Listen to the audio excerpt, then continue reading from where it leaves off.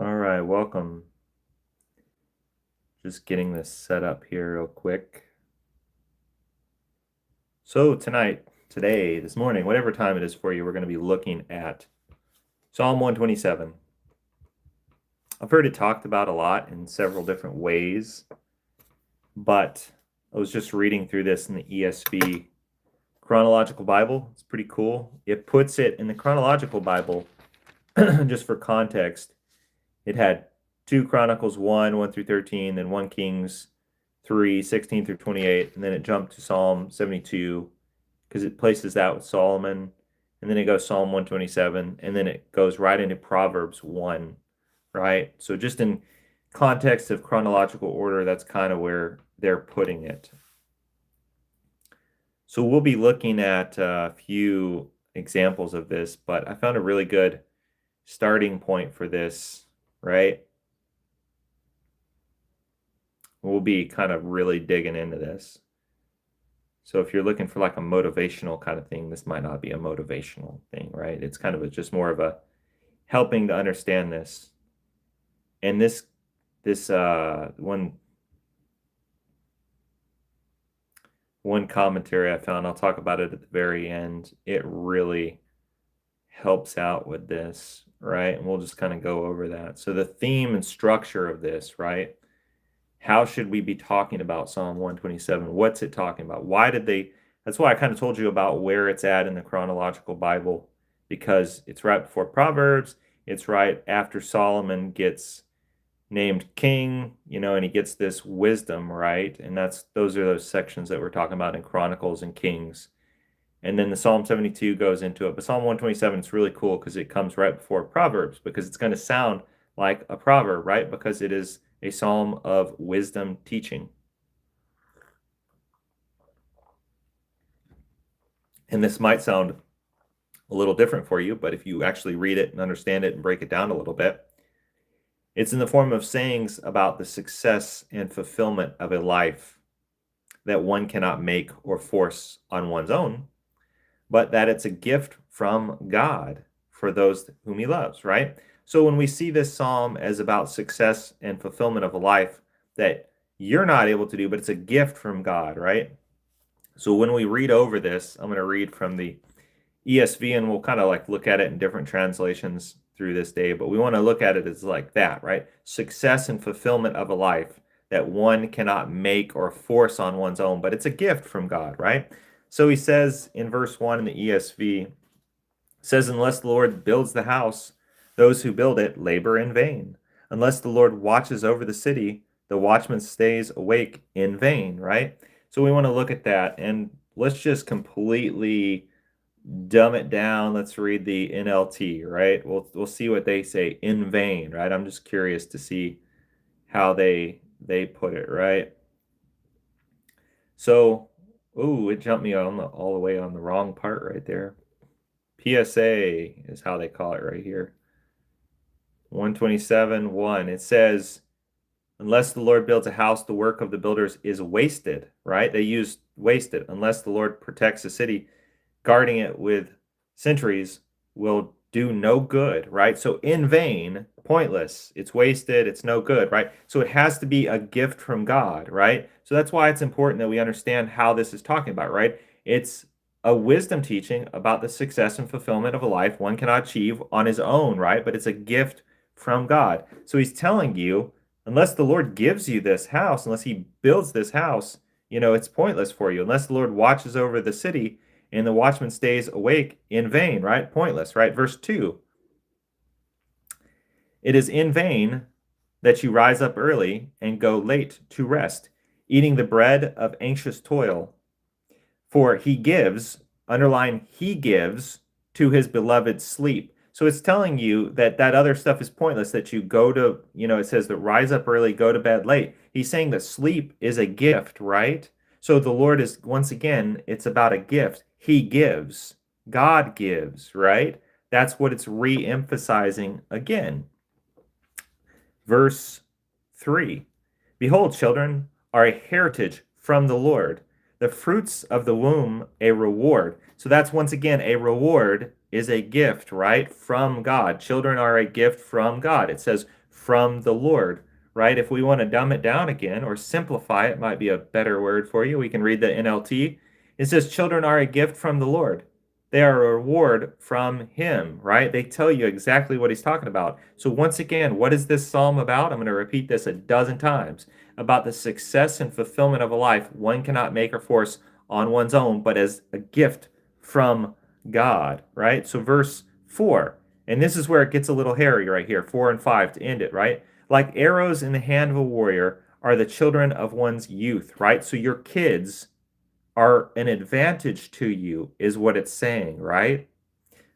Blessed is the man who fills his quiver with them, who has a lot of kids, right? Blessed is a man who has a lot of children, because it's telling you the children are like this warrior with the arrows who fills his quiver with them, right? He shall not be put to shame when he speaks with his enemies in the gate. And that's a kind of a confusing section, right? Because if you're looking for help with this, I can read a little bit about this and we'll talk about what I'm reading from, right? But that 4 and 5, but first of all, we want to see about how this is called wisdom theology, right? Because it has the standard types of wisdom text, right? We have a truth saying, that's verse 1, right? We have a comparison in verse 4, which we just read, and then we have a beatitude in verse 5. So the structure is there, right? So when we leave, blessed is the man, right? Blessed be whatever, right? That's the beatitude part, right? It's about the success of daily life or trust in God's cooperation in daily actions, right? For building the house, for the watchman watching, for he gives children, right? Children are the blessing, right? The sleep is even a blessing, right? He gives to his beloved sleep because it's restoration, right? So if you're missing out on your sleep, he's telling you that's a bad thing, right? You need to get your sleep. So keep this in mind. Now we'll talk about 4 and 5 a little bit, right? I'm just kind of scrolling down here. So take a little sip of tea or get your highlighters out, whatever you do. So 4 and 5, I'll just read a couple little paragraphs right here, right? 2 paragraphs, short ones. So it's talking about an example of dealing with conflicts at the gate, right? So it's the gate to come in and out. And we'll get to this because we're going to compare about this gate to come in and out, because Proverbs 22:22, also written by Solomon, right, talks about this. It says, do not rob a poor man because he is poor, and do not crush the afflicted at the gate, right? So the gate in ancient times was not only a physical entry point, but it's also a place where legal matters were settled and justice was administered, right? So we want to think about this as strength in numbers, if you will. You have many children. You're going to show up strength in numbers and not let people take advantage of you. How do we know that people are taking advantage of people? Because Solomon tells you in Proverbs 22:22. Or do we just know this because we're human beings of this modern era and we see that people take advantage of people every single hour and minute of the day? This is well within human behavior. So this should not be coming as a surprise to you about saying, oh, strength in numbers is better. It's a gift to have all these children, right? So when we read about this, at the gate, now that we know about this at the gate a little bit, that is, it's a judicial, administrative, or a mercantile public life of a city, right?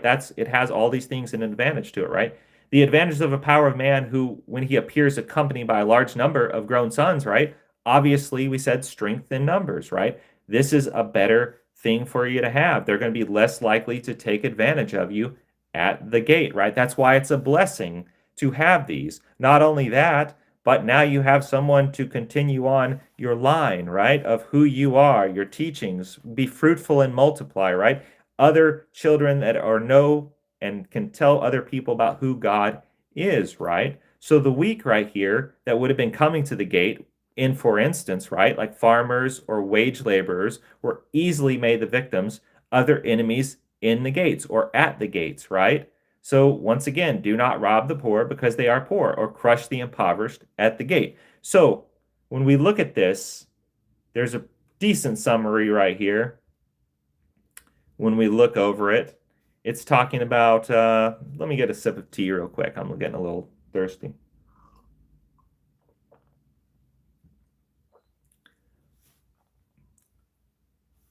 So it's talking about our psalm takes these expectations very seriously, and by no means, as a lot of people other talk about, criticizes people who do everything in their power to acquire these good things in life, But at the same time, even more strongly, the psalm emphasizes that these good things in life are given because God is at work. And above all these things, good things in life lead to good life only because and when it is God who desires to give and does give a successful and satisfying, happy life.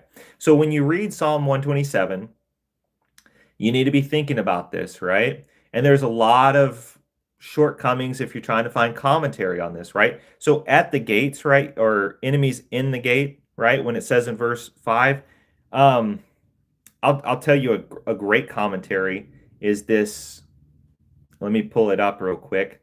You're going to find a lot of great information on Psalms in this. It's a commentary on the Psalms. It's by Eric Zinger, a German, Deutsch guy, right?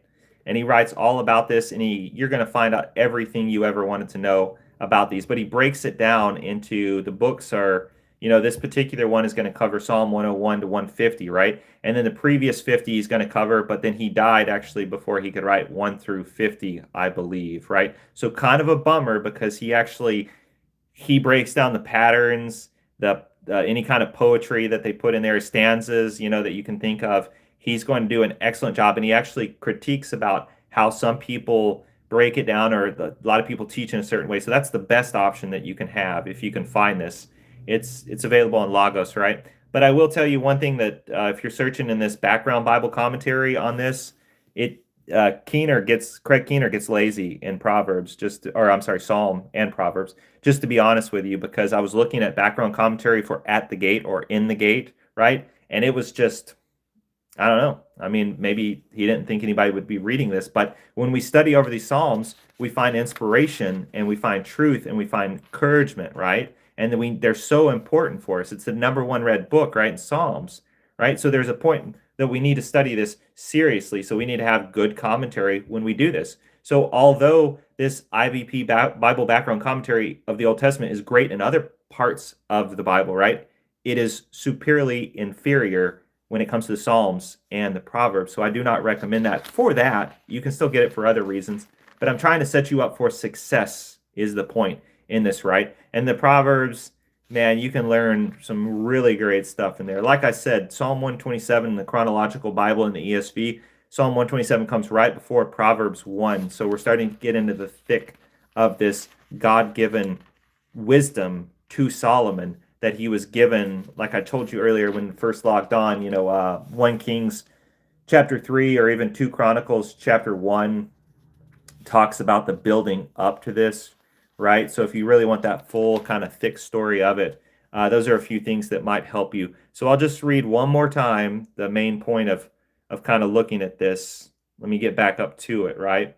Because this whole section is a really great part to read over, 120 through like 130, somewhere right in there. I'm trying to read and scroll at the same time, so forgive me. So remember, it's a wisdom teaching about the success and fulfillment of a life that one cannot make or force on one's own. So you can't do it on your own, right? But is a gift of God, right? Does that sound familiar that you can't do it on your own? Does that sound familiar that maybe you need to surrender?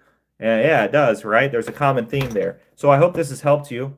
I'm just going to look for any kind of comments. I don't see any right now, but essentially, I hope this does provide some encouragement for you. It's all from God, right? So it's all saying, it's kind of backwards telling you in verses 1, right? Because it says, unless it comes from him, it's in vain. So it's saying, without saying, it comes directly from God, right? And then in verse 2, he gives, right? And then verse 3, from the Lord, right? And then it talks about children being a blessing, right? So common denominators through this. So a lot of people take this as 1 and 2, and they're like, how is it related to 3, 4, and 5? And they ignorantly say that they're not connected, but they are truly connected if you are willing to put in the homework and actually read this stuff and not get lazy and go over these things too quickly. So I love you all. This is a positive thing to encourage you to read your Bible more and to actually put some time into it. So I love you all. I hope you have a blessed day, morning, evening, whatever time it is for you. I don't see any comments, so I'm going to get off here. Kind of a quicker one tonight. Have a blessed day.